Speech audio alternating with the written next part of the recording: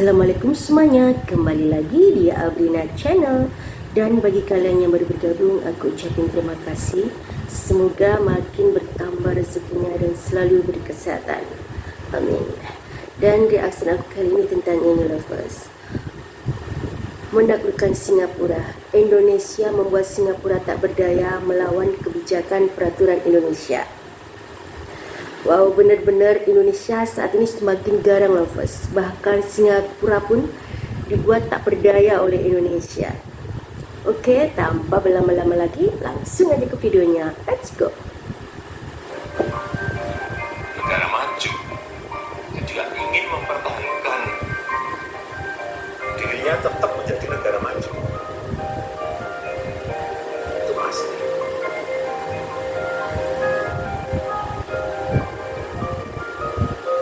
Dan juga mereka tuh tidak akan rela juga bahwa negara berkembang ada yang maju. Jadi negara maju juga banyak yang tidak rela. Dan itu ya manusiawi. Tidak perlu kita tidak. Kita berusaha agar bagaimana visi kita agar bisa menjadi negara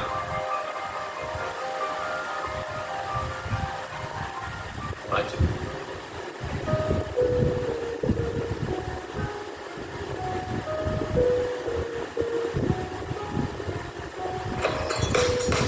Jika kita mengaca pada Indonesia di era Pak Bambang, maka kita akan menyadari banyak perubahan besar yang terjadi pada negeri ini. Dulunya yang dianggap bangsa terbelakang, kini sudah dianggap bangsa yang sangat berpengaruh. Khususnya dalam pembahasan kita kali ini negara Singapura. Kenapa Singapura? Tentunya karena hubungan kedua negara ini sangat mencolok akhir-akhir ini. Masih teringat jelas, ketika Jokowi baru menjabat, Indonesia masih dipandang sebelah mata. Masih dikira negara besar yang terlalu mudah untuk diobrak-abrik. Namun seiring berjalannya waktu, jumpscare Indonesia itu nyata untuk Singapura. Bagaimana tidak, baru 2 tahun Jokowi menjabat, Indonesia sudah mulai berani mendikte Singapura secara terang-terangan dengan program tax amnesty. Seakan dianggap bercanda, Singapura terlihat biasa-biasa saja. Sampai akhirnya tax amnesty laris manis, barulah Singapura sadar bahwa Indonesia tidak main-main. Walaupun terlihat korporatif, tapi secara logika Singapura pasti akan mengamankan aset-aset berharganya. Bahkan berkat kebijakan tersebut, perbankan di Singapura terlihat sempoyongan meladeni perpindahan dana warga negara Indonesia ke negara asalnya.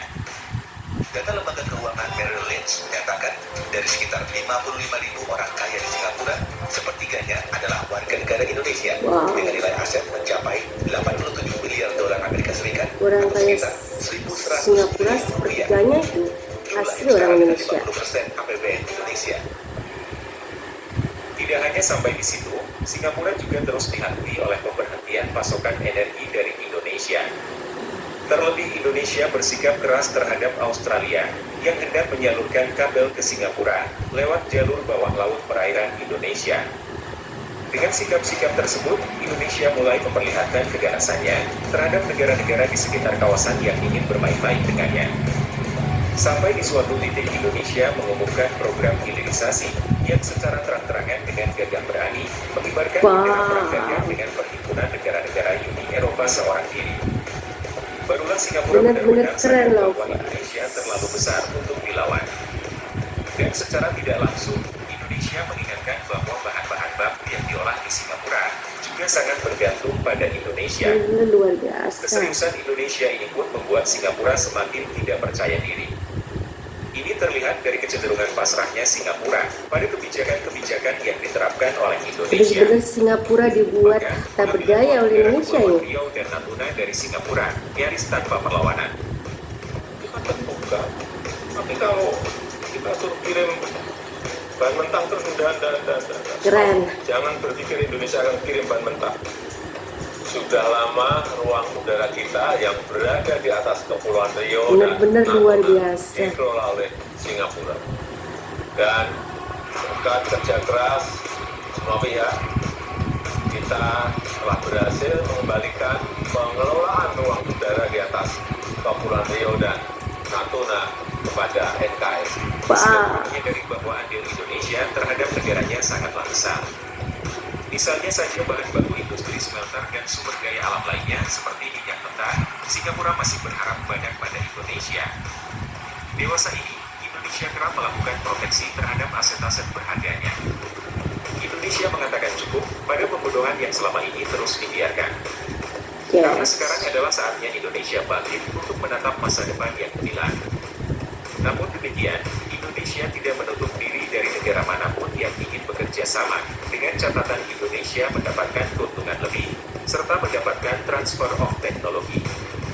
Ini bisa saja diartikan, perusahaan dari negara lain yang tertarik dengan sumber daya alam Indonesia harus masuk berinvestasi di Indonesia dengan mendirikan perusahaan dan mempekerjakan masyarakat sekitar. Yang diharapkan ke depannya masyarakat Indonesia bisa mendapatkan skill yang mumpuni untuk dapat bersaing dengan masyarakat global. Di lain sisi, Indonesia juga mewajibkan pada perusahaan asing yang masuk di Indonesia untuk bermitra dengan perusahaan lokal atau BUMN. Sehingga di masa mendatang, perusahaan lokal atau BUMN juga dapat mengelola sumber daya alamnya secara mandiri. Kenikmatan hakiki dari Masako dengan daging pilihan. Dan untuk lebih jauh kita dapat memastikan akan semakin banyak negara lain yang bergantung pada negara kita.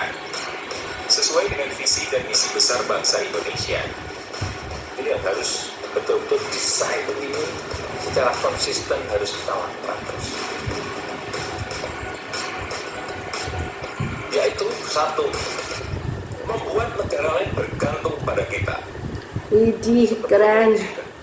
Buat negara lain bergantung dengan Indonesia. Siapa sih yang bergantung? Benar pemikiran yang sangat jenius, lovers.